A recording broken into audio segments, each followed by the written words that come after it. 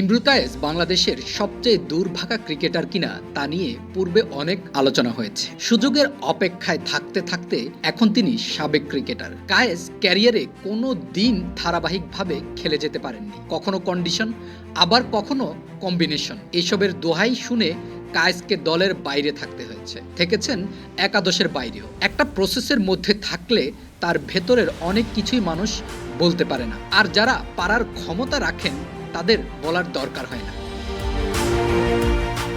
খেলোয়াড়ি জীবনে এমন অনেক সময় গিয়েছে যেন কায়েস কিছু বলতে চায়, যেন কোনো এক অদৃশ্য শক্তির বিরুদ্ধে লড়তে চায়, কিন্তু না, সেই ক্ষমতা কায়েস কোনোদিনও দেখাতে পারেননি। তাই নীরবেই এতগুলো বছর পার করে দিয়েছেন, শেষ টেনেছেন ক্যারিয়ারের। আন্তর্জাতিক ক্রিকেটে বাংলাদেশকে প্রতিনিধিত্ব করেছেন, দেশের পতাকার মান উঁচু করার জন্য মাঠে প্রাণপণ লড়েছেন, বিদায় নিয়েছেন সেসব আক্ষেপ নিয়ে যা কোনোদিন বলতে পারেননি। সম্প্রতি দেশের ক্রিকেটের চরম দুঃসময় যাচ্ছে।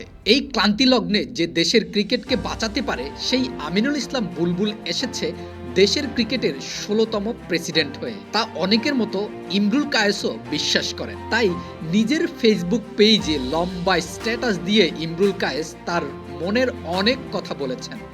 ইমরুল বলেন, বাংলাদেশ ক্রিকেটকে কালো থাবা থেকে দূর করতে আমরা কিছু মানুষ সবসময় সোচ্চার হই।